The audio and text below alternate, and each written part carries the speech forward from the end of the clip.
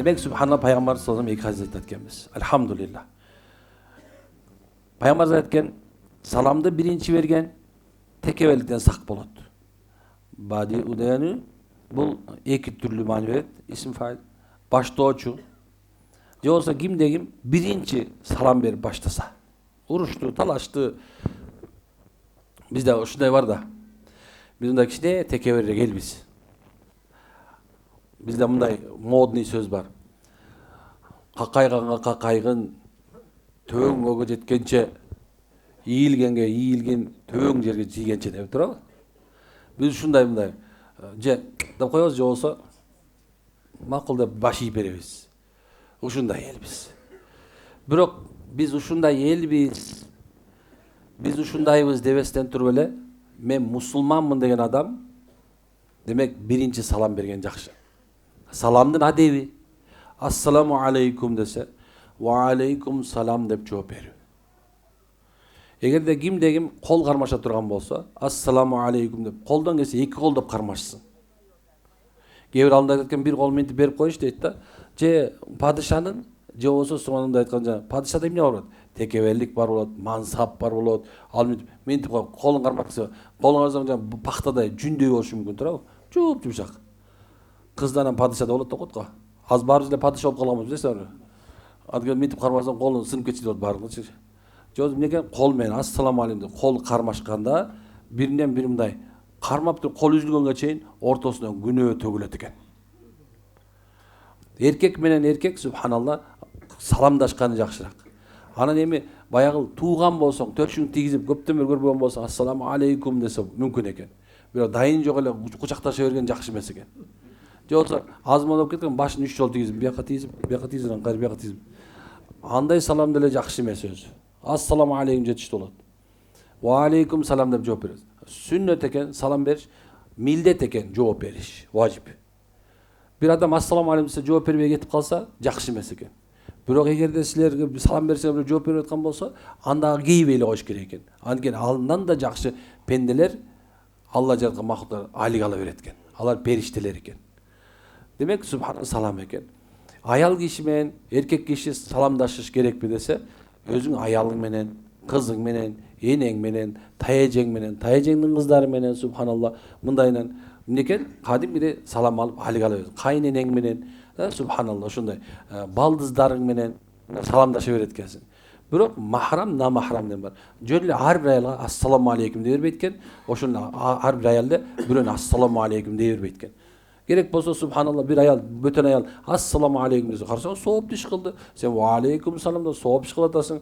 Bирок bir mesele var ki subhanallah. Ököңdүн töbөңө mыкка kılgan jakşırak.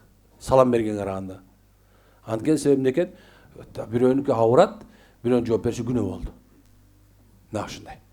Эми salam bергенде эмне экен ушул, шарты ушул экен. Кийинкиси salam берип атканда илгертен айтылып келген, төбөдөн, өйдөдөн, тоодон түшүп келаткан адам өйдөгө чыгып бараткан адамга салам берсин. Ат минип турган адам, жөө турган адамга салам берсин. Некен? Ушунда көпчүлүккө жалгыз адам салам берсин субханалла. Атта болсоң түшүп салам бер дегенде бар бул жагы. Эми сүннөт болбосо кыргыздын атабыздан келаткан бир салттардын бириси. Эмне үчүн дегени текеберленбестен. Мынакей. Ушул саламдын өз бир адептеринен экен. Бирок айтайын десем, бизе карагыла. Салам бер текеберликтен сактайт дейт. Tekebirlikten korgoyun. Josu tekebirlikten sak bolot eken. Tekebirlik деген жаман. Кээ бир адамдар tekebirlikти мындай наглость, первое счастье деген нерсе сөз бар орыстан, Кээ бирлер ушундай бир наглый болгонго аракет кылат. Мындай түртүп, мындай анча-мынча залга барып качаться этип, биякты мындай чыгарып алып, турабы да мула? Санжардан мулам келип калды. Бул кишилердин алдында сүрдөйм эми сүйлөйм. Санжардан мула? Аллахым разы болсун. Демек ушундай баардык нерседе tekebirlik деген жаман экен. Кебилер жана залга бар болот экен. Мында бир төшүн көтөрүп алса эле болду, жанында бир мындай жанагындай бир тоюп калган букага окшоп эле мында ары түртүп эле бери түртүп калат го. Ошондой субханалла текебирлик мындай өзүнүн күчүнө таянып, кебилер бар малына таянат. Малына деген акчасына таянат. Баягы бирөө айтат мындай машинемди токтот, мындай токтот, биринчи жолу токтотсом, бирөө мындай бир чоңураак машинеден чыга калыпты, башын чыгарып, биричке алып кой, мен кое турган орун болчу деп атты. Мен биринчи эле уру ойнобойм, сен чык деп айтты. Аны алда тиги да бала жөн турбайт. Анан акырында сиз айткан сөздү сен акмакка теңелген эмне кыласың? Мен көп айтам. Акмакка теңелип, же кыргызда сөз бар, битке теңелип көйнөң өрттөбө депчи. Ал бит да, ал мээс иштебей калган бүттү, бит. Ага теңелип суга нервиңди коротуп, аны хорошо макул деп чыгып берип койсоң, сиз айткандай чыгсам ар жакта бир машина болот, акырын кирип кеттим дейт да. Эми дейин дегеним, субхана, кээ бир адамдар ушунча текеберликти мындай профессия кылып алгандар бар. Как будто жумушундай болот. Бирок унутуп калышты аларчы. Пайгамбар айтат да, кимде мындай чаң чалып текеберлик боло турган болсо, чаң чалып текеберлик боло турган болсо, ал бейиштин жытын да жыттабайт, билесиз ушуну? Ал бейишке субханалла, о бейиштин эшигин райхамы, бейиштин жыты, о махшар майданында турган адамдарга 500 жылга ушундай аралыкта жыты жыттап турат экен. Бирок алар андан да алыс болот экен да, жытын да жыттабайт. Ошол себептен шариятыбызда менменсинүү, көтөрүп жүрүү өзүн жакшы көрүлгөн иш эмес. Анын ордуна жөнөкөйлүк, жумшактык деген нерсени алдын алыш керек. Мен айта берем дайыма, туура намаз окуп атасың, туура сен мусулмансың. Эми кел эми субхана намаз окугандай, андан кийинси мусулмандай бол, Кудайдан корккан адам бол. Эмне экен? Бар болсо дагы жердей бол. Бар болсо да жердей бол, субханалла. О, төбөң көккө жетсе да дейт го, төбөң көккө жетсе. Жердеги алтын күмүштү мындай мыкчып турсаң дагы, субханалла, эмне экен? Жөнөкөй бол. Жөнөкөйлүк субханалла эттөө баалуу нерсе. Муну кадимкидей субханалла көп жылдай бир аракет кылыш керек. Абдан көп жыл керек болот. Үйүңө кирсең жөнөкөй болсоң, машалла. Бала бакыраң алдында кандай кадырың бар. Туурабы? Мен азыр көрүп атам, азыр оомат аялдар келип калган. Көптөгөн аялдарда оомат бар азыр. Азыр мисалы алса, жакшы чоң машина айдагандын 6 боло турган болсо, мен 10 деп коеюн. 10 боло турган болсо, ошонун 9 аял болуп калган. 9 аял айдап калган. Бирок эри жок. Эвелен эри бардыр, бирок айтайын деген нерсем, некен ошондой мындай бир эме менен ушунча аялда текебелик пайда болгон болсо, субханалла. Кудайым сактасын. Оомат ушундай келип калган эмес да, азыр ушундай бир мындай жанагындай бир кандай десем, эң жакшы нерсенин баардыгын алганга аракет кылып калышты азыр. Эң жакшы. Бирок ошо эң жакшы нерсеси аны адамды бузгандан башка эч жака апарган жок. Демек кимде эми текеберликтен ошол жаман оорунан аргысы келсе, анда ассаламу алейкум салам бере бергиле. Кыяматтын бир белгиси бар экен. Кыяматтын бир белгиси бар дегеним, адамдар тааныган гана адамына салам берип калат деген экен пайгамбарыбыз. Тааныбагандарга салам бербей калат. Ыйык Меккеде, Мединада кетип барат, субхана, ассаламу алейкум десең, мында карап өтүп кетип калганды көрөсүң. Ыйык адам ошол жер ажылыкка барганда да, умрага барганда да көрөсүң. Салам берсең, алик албаганда да көрөсүң. Ушундай да. Эми аякты айтып атам, бияк кандай болуп кетти? Демек субханалла, салам берилген жерде береке бар. Үйгө киргенде ассаламу алейкум деп киргиле. Чыгып баратканда ассаламу алейкум дегиле. Кээ бирлер бул арабтардын саламы. Субханалла. Түшүнө албадым. Эмне сага Кудайдын тынччылыгы болду деген сөз эмне арабтарга керек болот? Жок. Кудайдын тынччылыгы сага болсун деген бардыгыбызда болуш керек. Кудай тынччылык берген болсо, береке берген болсо, эмнеси бар? Арыбаңыз деп айтыш керек, саламатсызбы деп айтыш керек. Туура, анын орду бар.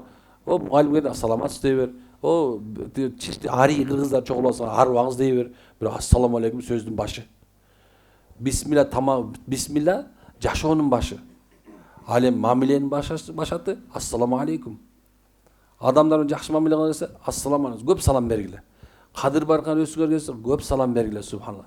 Жашоодо береке келсе көп салам бер. Ооругуң келбей көп салам бер, субханалла. Салам берүү да садака. Мына ушундай экен. Демек ушундай. Ал эми дейт айтып бар. Дүйнө дейт. Сижнул муъмин. Момундун капасы дейт. Дүйнө бул дүйнө. Момун үчүн биз үчүн бул дүйнө жашообуз, бул жашап аткан жерибиз. Бул аалам биз үчүн субханалла эмне экен? Бул капас. Түрмө. Эмне үчүн билесиңерби? Анткени мындай жегенге болбойт. Бияка басканга болбойт. Мени жегенге болбойт. Эмне үчүн бияка баскан арам? Арак ичкенге болобу?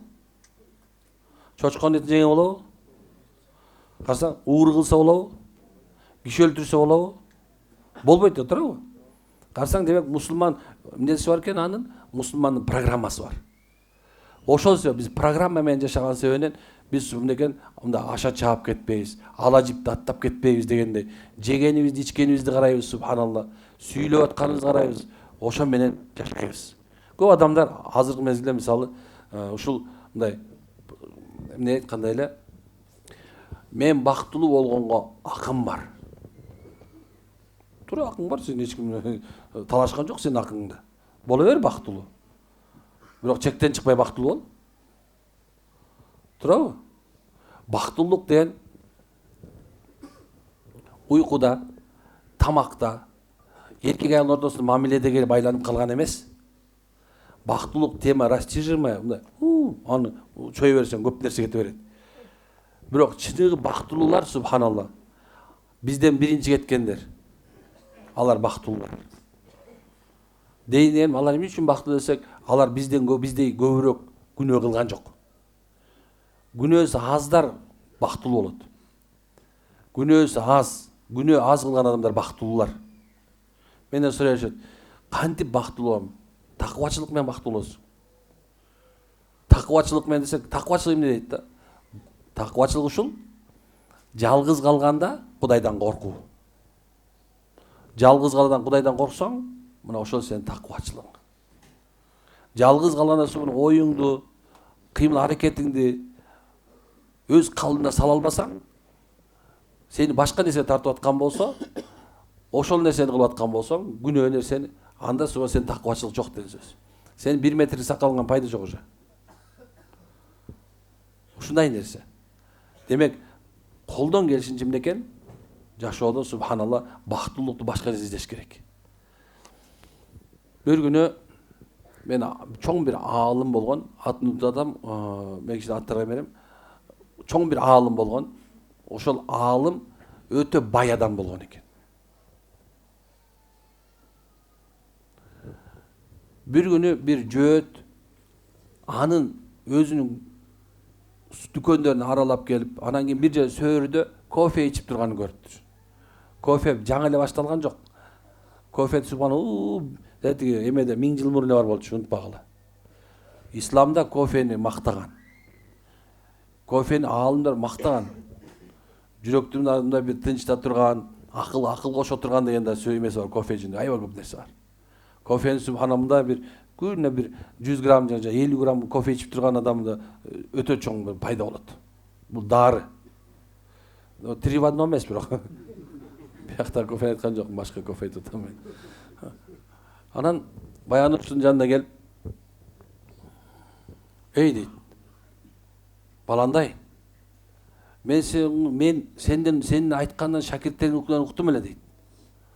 "Бул дүйнө мусулман үчүн сижин, капас, капыр үчүн жанна, бейиш деп уктум эле. Бирок мен тескери нерсени көрүп атам" деген экен да. "Мен үчүн капас, сен үчүн бейиш болуп атат" деген экен. Ошол мезгилде баягы айтқан, "Ооба" дейт, субханалла. "Сен туура эмес түшүнүп дейт. "Бул дүйнө биз үчүн капас болгон ушул" дейт. "Биз бул дүйнөдө жашайбыз, адал жашап жашап туруп, анан биз бейишке барганда биз бош болобуз, биз үчүн бейиш болот. Ал эми сен үчүн бейиш дегеним, бул дүйнөдө силер жыргап күнөө кылып жашайсыңар. Бирок тияка барганда тозок болот. Ошол капас силерге" деген. Дегеним, дүйнөнү тыштап коюу бул, дүйнө кылбай коюп, астагфирулла деп жүрүп алыш бул, субханалла, дүйнө кылба деген жери жок бул. Капас дегенде эчтеке кылбай кой деген жок. Эч нерсе кылбай кой деп айткан жокпуз. Жашагыла.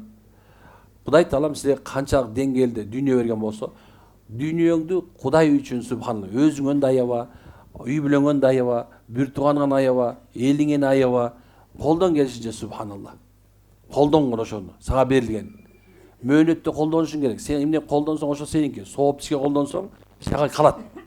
Эгерде субханалла катып жүрүп өлүп калсаң, субханалла, жакында бир байкебиз өлдү.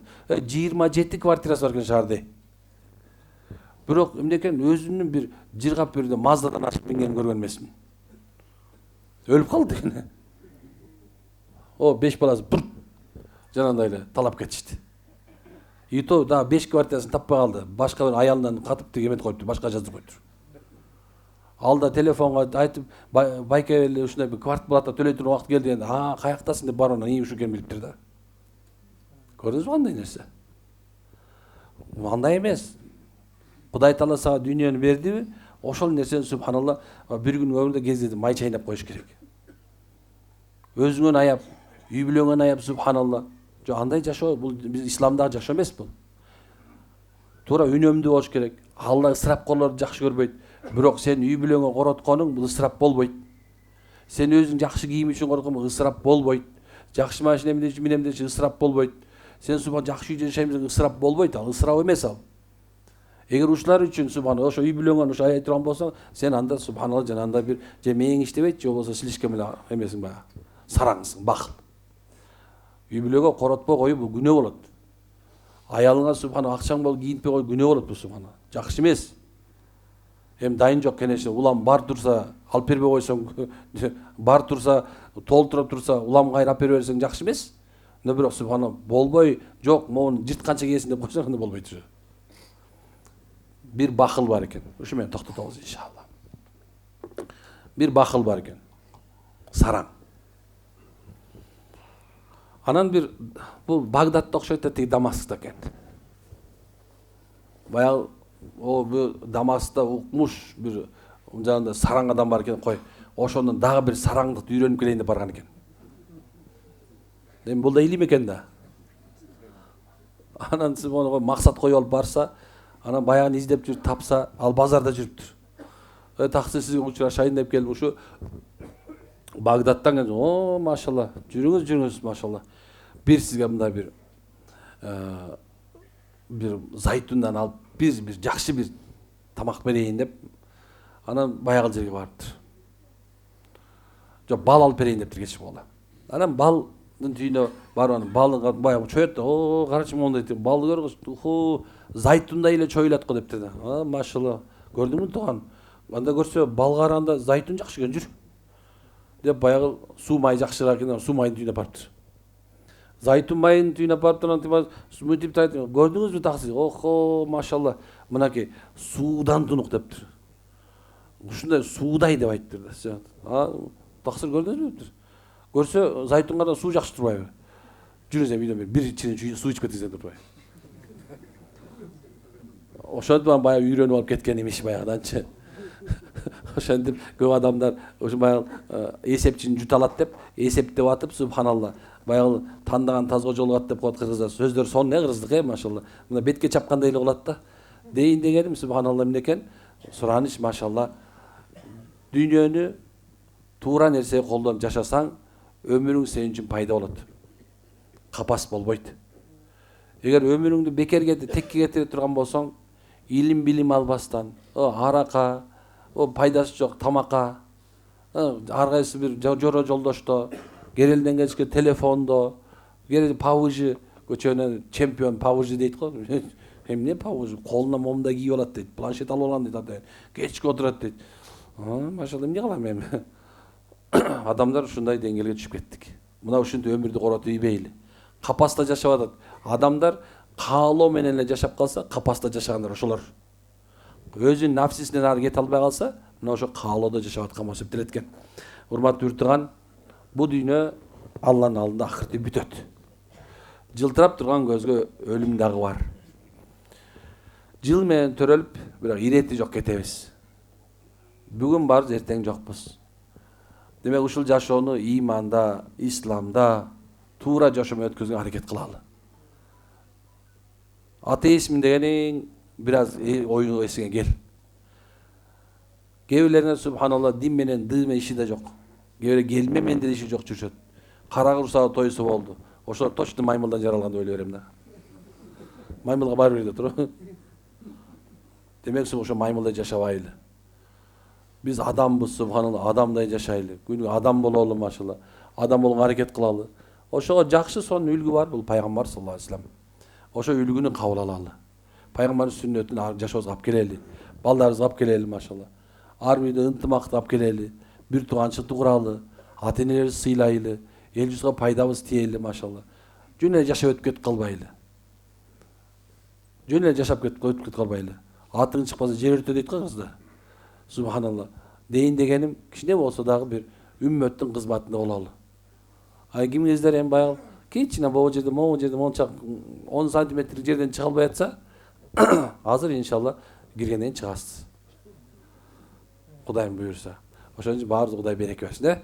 Көпчүлөп койдум, кечирип коесуздар. Амин. Субханакалла хамдулилlah анта астагфирука ва атубу илейк. Аллахым ширеттилган ар бир амал айтылган ар бир шари өкүмгө амал кылышка тоофук бергин. Туура жашап, туура өмүрдү колдонууга бизге мүмкүнчүлүк бергин. Эл жактан тынччылык бергин. Бирахматика архамар.